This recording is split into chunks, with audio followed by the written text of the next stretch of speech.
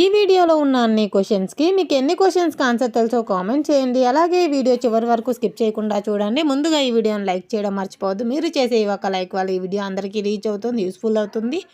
కొత్తగా చూసే వాళ్ళు ఎవరైనా ఉంటే సబ్స్క్రైబ్ చేసుకోవడం మర్చిపోవద్దు. మరిన్ని వీడియోస్ కోసం బెల్ ఐకాన్ని క్లిక్ చేయండి.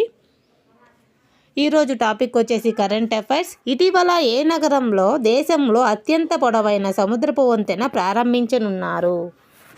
ఇటీవల ఏ నగరంలో దేశంలో అత్యంత పొడవైన సముద్రపు వంతెనను ప్రారంభించనున్నారు అంటే ఆన్సర్ వచ్చేసి ఆప్షన్ బి, ముంబై నగరంలో అతి పొడవైన సముద్రపు వంతెన ట్రాన్స్ హార్బర్ లింక్ MTHL ప్రధానమంత్రి నరేంద్ర మోదీ శుక్రవారం ప్రారంభించనున్నారు. ముంబైలోని సేవ్రీ నుంచి రాయ్గఢ్ జిల్లాలో నహవా సేవాను కలుపుతూ 21,200 కోట్ల వ్యయంతో 6 లేన్లుగా దీన్ని నిర్మించడం జరుగుతుంది.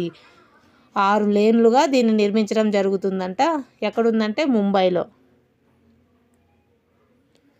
నెక్స్ట్ క్వశ్చన్, ఇటీవల ఏ నది ఒడ్డున రామాయణ ఆధ్యాత్మిక వనం నిర్మిస్తున్నారు? ఇటీవల ఏ నది ఒడ్డున రామాయణ ఆధ్యాత్మిక వనం నిర్మిస్తున్నారు అంటే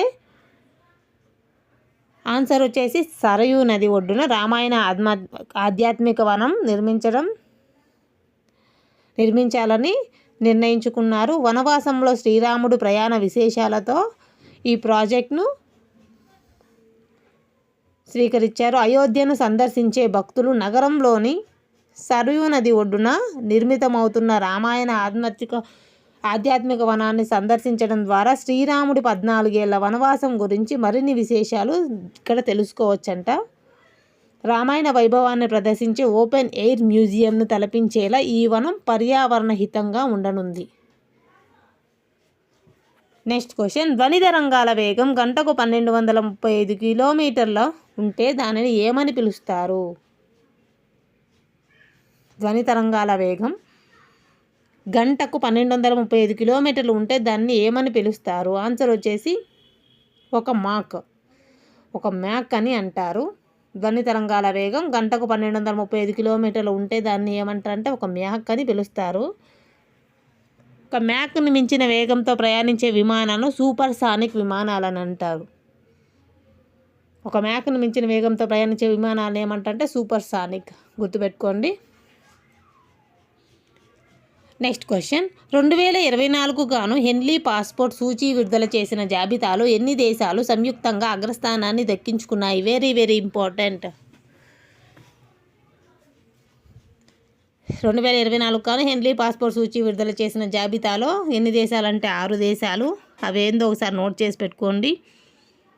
France, Germany, Italy, Spain, Japan, Singapore. 2024 గాను హెన్లీ పాస్పోర్ట్ సూచీ విడుదల చేసిన జాబితాలు ఈ 6 దేశాలు సంయుక్తంగా అగ్రస్థానాన్ని దక్కించుకోవడం జరిగిందంట. దీనిలో మన భారత స్థానం ఎంత అని అడుగుతారో అది నెక్స్ట్ క్వశ్చన్ చూద్దాం. ఈ క్వశ్చన్స్ అన్నిటికీ కనీసం ఆన్సర్ గెస్ చేయడానికి ప్రయత్నించండి. గెస్ చేయడం వల్ల ఆన్సర్స్ కనీసం గుర్తుంటాయి. హెన్లీ పాస్పోర్ట్ ఇండెక్స్లో భారత్ ఎన్నో స్థానంలో ఉంది? హెన్లీ పాస్పోర్ట్ ఇండెక్స్లో భారత్ ఎన్నో స్థానంలో ఉందంటే గెస్ చేయండి. ఆన్సర్ వచ్చేసి ఆప్షన్ బి, 80వ స్థానంలో ఉంది. హెన్లీ పాస్పోర్ట్ ఇండెక్స్లో భారత్ 80వ స్థానంలో ఉంది.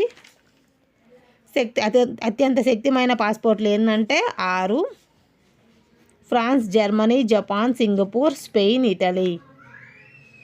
ప్రపంచంలోకెల్లా శక్తివంతమైన పాస్పోర్ట్.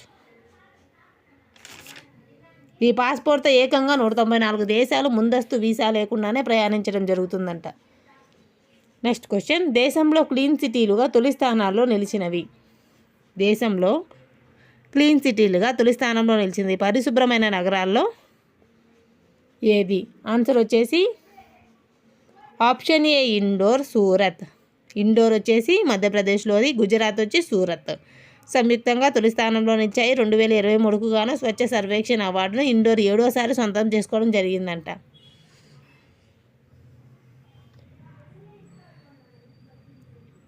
ముంబై 3వ స్థానంలో ఉండగా హైదరాబాద్ 9వ స్థానంలో నిలిచింది. ముంబై వచ్చి 3వ ప్లేస్లో, హైదరాబాద్ 9వ ప్లేస్లో ఉంది. క్లీన్ సిటీలుగా ఇండోర్, సూరత్. ఎన్నోసారి అంటే 7వసారి Indore. Next question, Bloomberg billionaires ఇండెక్స్లో అత్యంత శ్రీమంతుడిగా నిలిచిన వారు ఎవరు? బ్లూంబర్గ్ బిలియనియర్స్ ఇండెక్స్లో అత్యంత శ్రీమంతుడిగా నిలిచిన వారు గౌతమ్ అదానీ.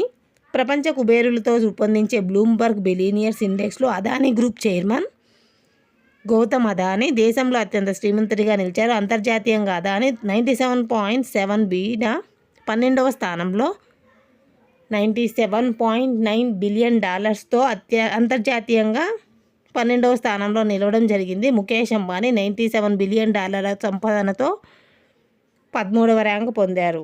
ఈయన 12వ ర్యాంకు, ముఖేష్ అంబానీ 13వ ర్యాంకు. ఎన్ని బిలియన్ డాలర్లు అయితే 97.9. గౌతమ్ అదానీ, ముఖేష్ అంబానీ $97తో.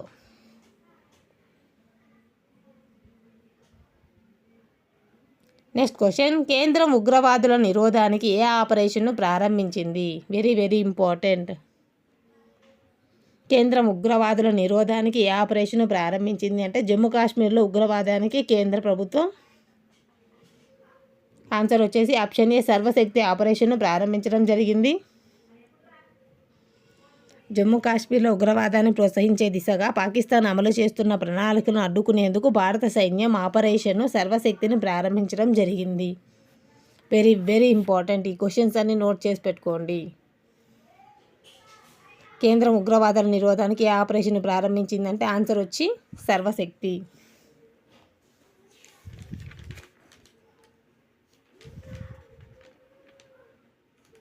నెక్స్ట్ క్వశ్చన్, ప్రస్తుతం భారత్ ఎన్ని మెట్రిక్ టన్నుల హరిత హైడ్రోజన్ని ఉత్పత్తి చేస్తుంది? ప్రస్తుతం భారత్ ఎన్ని మెట్రిక్ టన్నుల హరిత హైడ్రోజన్ ఉత్పత్తి చేస్తుందంటే 6.5 మిలియన్ మెట్రిక్ టన్నుల హైడ్రోజన్ని ఉత్పత్తి చేస్తుంది. ఈ క్వశ్చన్స్ అన్ని నోట్ చేసి పెట్టుకోండి. కనీసం ఆన్సర్ గెస్ చేయడానికి ప్రయత్నించండి.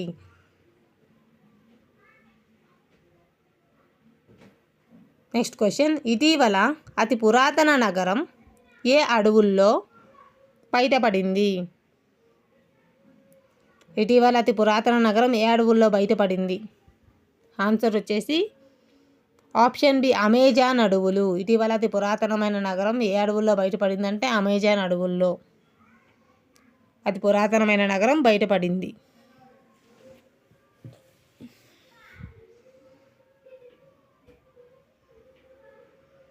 ఈ వీడియోలో ఉన్న అన్ని క్వశ్చన్స్కి మీకు ఎన్ని క్వశ్చన్స్కి ఆన్సర్ తెలుసో కామెంట్ చేయడం మాత్రం మర్చిపోవద్దు. చివరి వరకు చూసినందుకు థ్యాంక్స్. మమ్మల్ని సపోర్ట్ చేసినందుకు థ్యాంక్స్. ప్లీజ్ సబ్స్క్రైబ్ చేసుకోండి, షేర్ చేయండి, లైక్ చేయండి, కామెంట్ చేయండి, ఆన్సర్ని గెస్ చేయడానికి ప్రయత్నించండి. Thanks for watching.